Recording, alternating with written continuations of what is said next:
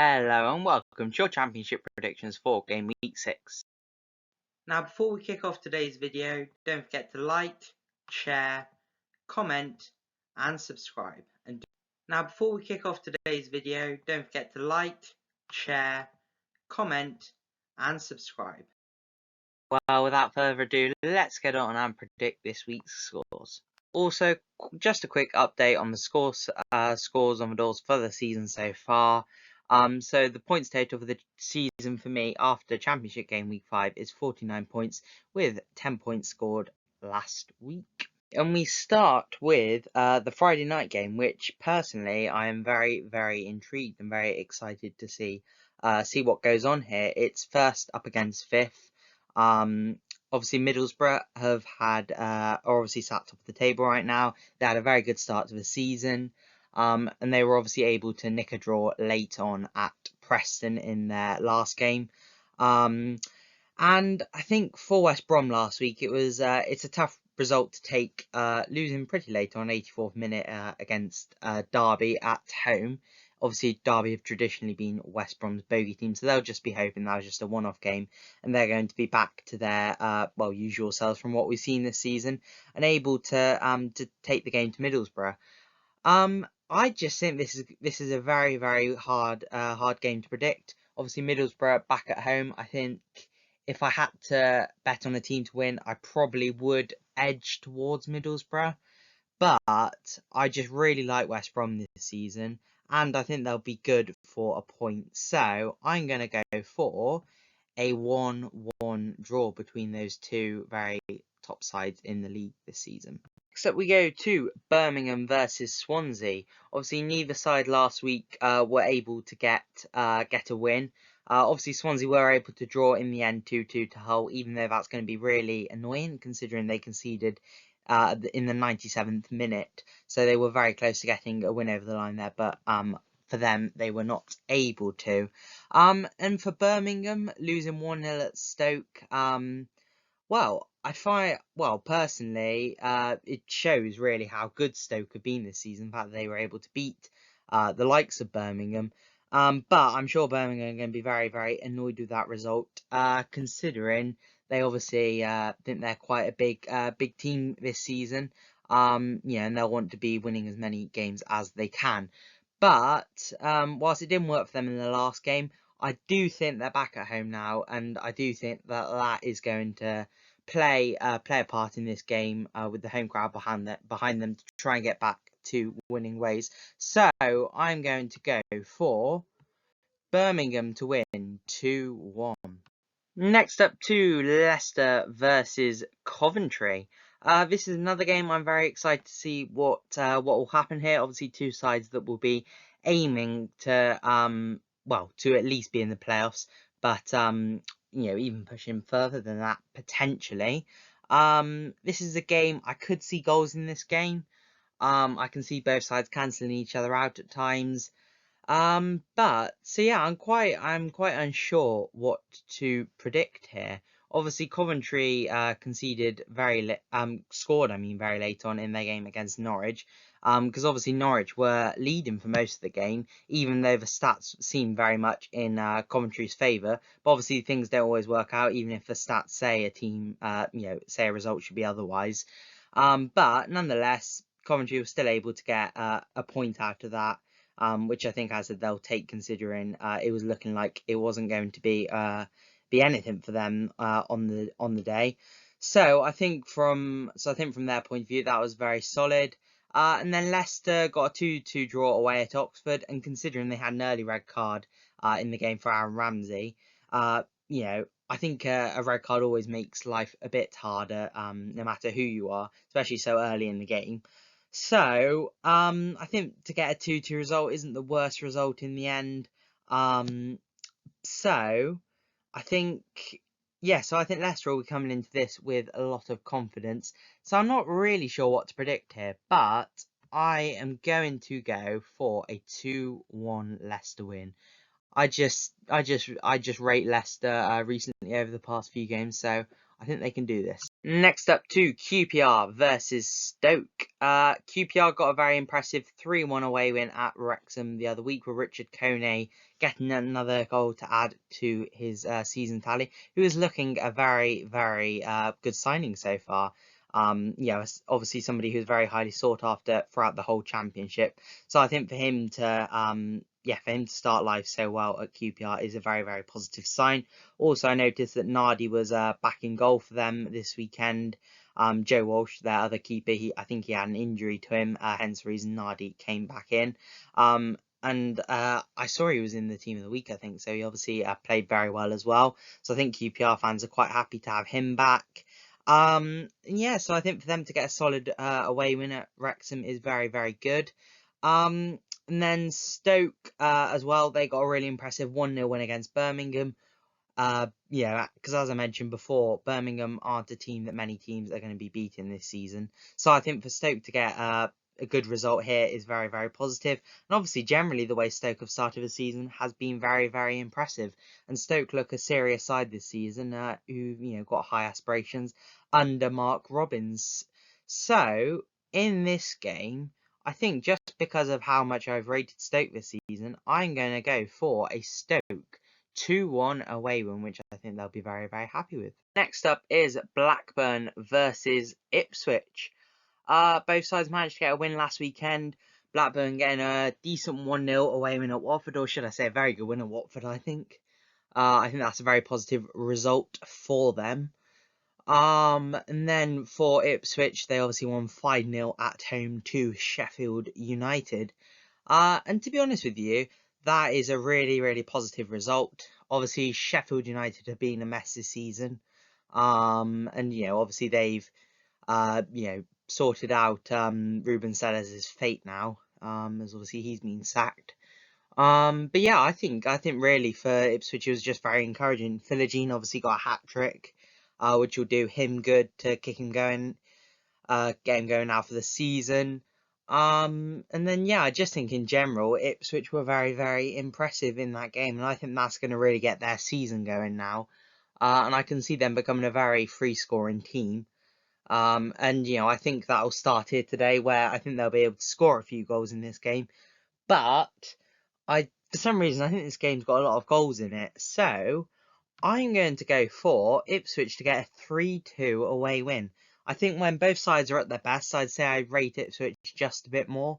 But I think Blackburn will certainly give Ipswich a very big test here. But I do think Ipswich might just come out on top. Next up to Derby versus Preston. For the start of the season for Derby, it's been a very, very weird start to the season, to be fair. They had a few games where they were conceding goals for fun, and it's just been, it felt very odd.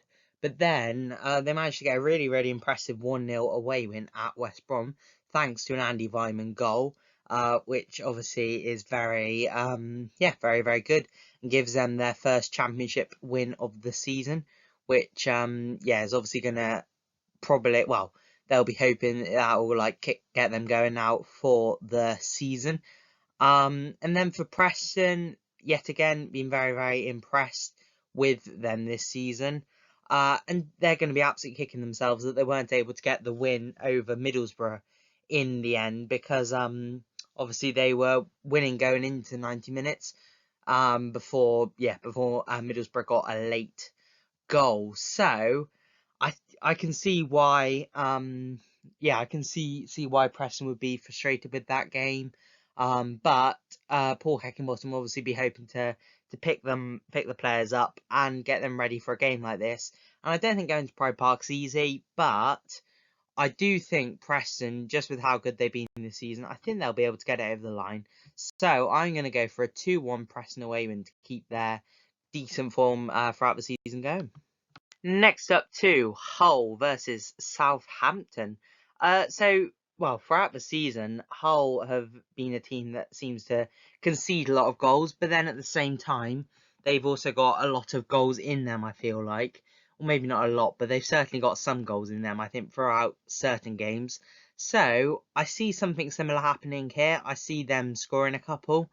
And then, on the other hand, for Southampton, obviously, it was the South Coast derby last weekend for them against Portsmouth at home, uh, and obviously they weren't able to they weren't able to get a win from that game, and instead uh yeah and then instead they only managed a draw, which I think on the face of it is very, very, very frustrating. And Portsmouth has, especially they had a lot of chances to win that. So Southampton can consider themselves lucky that the result wasn't really any worse. And I just feel like Southampton just need a win, desperately at this point, just to because I feel that might push them towards the right direction. Because right now they're just sat mid-table, and I don't I've just not been that outstanded by them so far this season. So I am going to go for a Hull 2-1 victory. I don't know whether I'm being a bit stupid by going for this. When we look at when we go through the games next week, I could end up looking really stupid by going for this. But sometimes you just got to try different score predictions than the norm, and obviously it is championship as well, so anything can happen.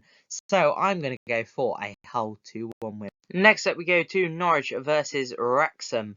So this is a very, very intriguing game as well, because you got Norwich, who were very, very close to getting a very impressive 1-0 away win at Coventry last weekend, before obviously Coventry stepped up late on to go and nick a 1-1 draw. And yeah, it's been weird with Norwich this season, because under when Liam Manning was at Bristol City last season, City were traditionally very, very good at home, and then not so good away from home.